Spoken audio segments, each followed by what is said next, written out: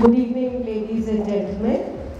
First of all, I would like to really thank ET for organizing this most promising Brands 2022 conclave and inviting me here.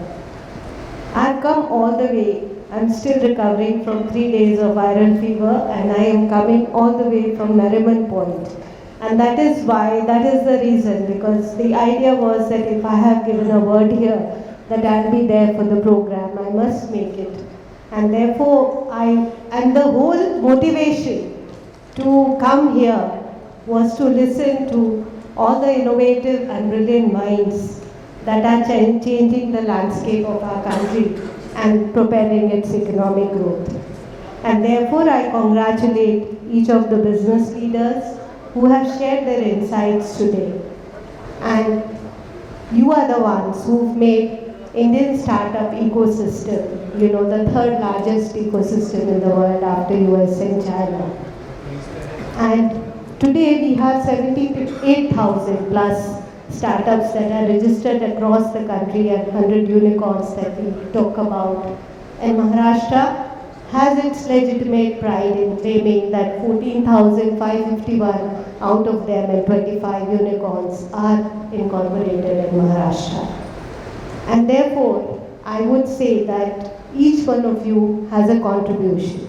No doubt that the government ecosystem, its enabling policies, all the infrastructure that has gone into creating the digital infrastructure for the foundation, digital payment systems, opening up of mapping policy and liberalization of geospatial data, access to governance data, all this has no doubt played its role. But eventually, it is the innovative and entrepreneurship mindset and spirit that actually takes an advantage of the ecosystem. So heartiest congratulations to all of you. As mentioned by her, I am in the business of skilling, entrepreneurship and innovation. So I am the principal secretary of the department in the state government. And we have a Maharashtra State Innovation Society. And we have been trying to do our bit in creating this ecosystem. Friends, today we have a 2018 startup policy which is pretty futuristic and comprehensive. I would like you to have a look at that on our website. We also undertake a lot of initiatives in the state. Recently only we launched on 15th August Startup Yatra, which was pan-state in the country. In the state, which has gone to every remote taluka and every district in the state to identify talent and innovators. And we will be having their competition at the district, regional and state level to felicitate them and then mentor them in future. Similarly, we also have a flagship initiative called Startup Week, where we invite promising proposals of startups from across the country. And last year we had more than 1,800 entries. And we call them in the areas because government has to do a bit of a nudging to have startups in areas of public interest. So in the domain of agriculture, health, infrastructure, green energy, mobility, many of these sectors, we are actually identifying the winners through an independent jury. And then we give them a work order. So this work order to startups is given without any tender process to work with the domain department. And I'll be sharing some good success stories with you where today they have found even global investors. So these are some of the efforts. Government of India, the central government has also done a lot of recently, it has created the almost 900 plus crore seed money for the startups. The Government of India has also created funds through BIRAC for biotechnology research, IDEX for defense-related startups. And even our state government has created similar kind of funds. We today have in Maharashtra the Social Venture Fund. We also have for SC/ST community startup, the youth aspirants. We have Dr. Ambedkar Fund. And recently, we have also Maharashtra Aerospace and Defense Fund. So these are some of the funds that have been created by the state government. And I'm happy to share with you that my department now is soon going to launch another fund for deep tech and women entrepreneurs, which have high impact social relevance, and it will be to the tune of 200 crores. So we'll be officially launching it soon. Similarly, I would like to tell you that we have in our startups, we have a lot of success stories. To just give you a few, we have Hastex Technologies, which actually worked on genome sequencing, and it helped in preventive, early stage and cheaper treatment for TB patients. But the technology they worked on genome sequencing was eventually even used during the COVID times to diagnose the, analyze the micron variant. Similarly, we have Sagar Defense Technology, which has now gone on commercialization and manufacturing for Indian Army and Navy.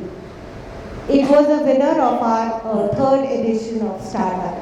We have PadCare, which has found a solution for disposal and recycling of the used sanitary napkins in a hygienic way. I can cite numerous examples to you. There was another startup which is Resha Mandi, which is working with the sericulture farmers, and it has done end-to-end kind of supply chain, logistics and credit inputs to give fairer prices to silk weavers in the country.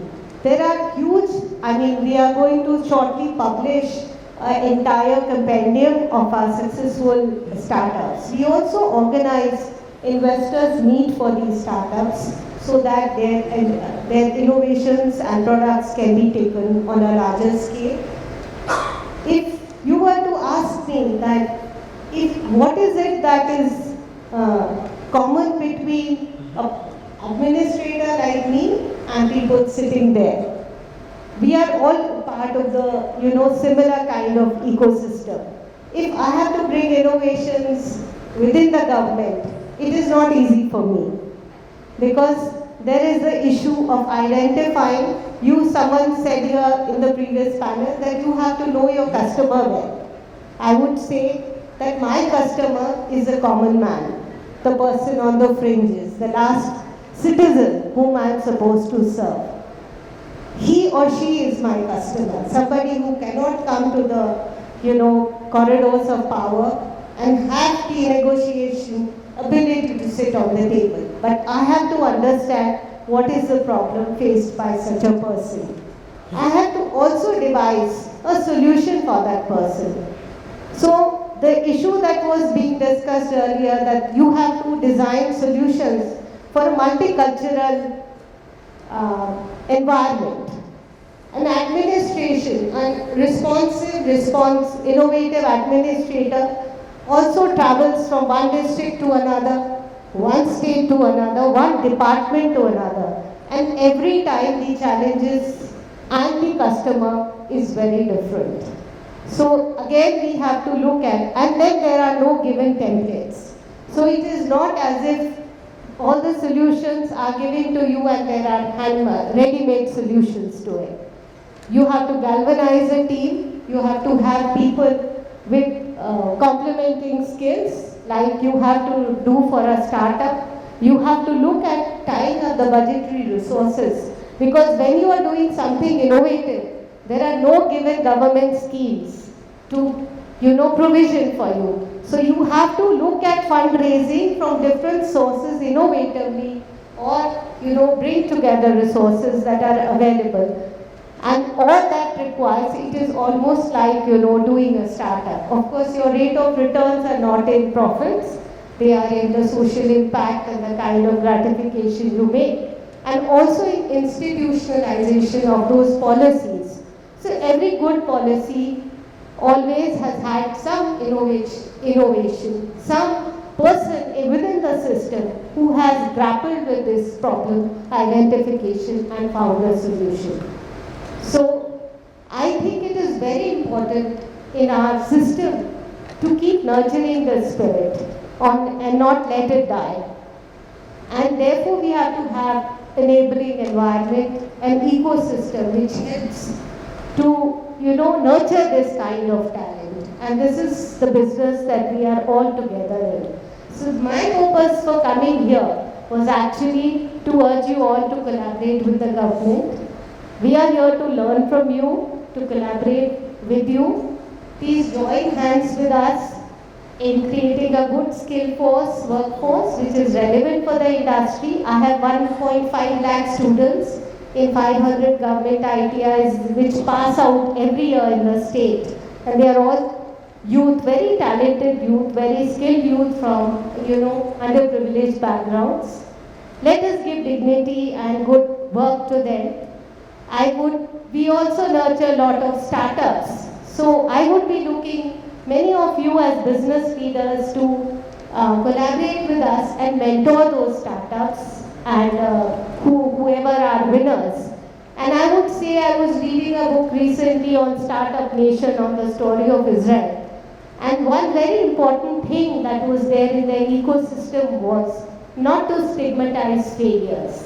It is very important that any failure of a startup or innovation or a venture is seen as a learning experience and a building block for future successes. So I think besides these things, I have nothing. You all are pundits and experts of your domain. I have nothing more to say, but to say that together let us create an ecosystem where we can create a very vibrant and positive environment for entrepreneurial spirit, for innovation, because it is the imagination that takes circles around the world. Knowledge is very limited. Thank you.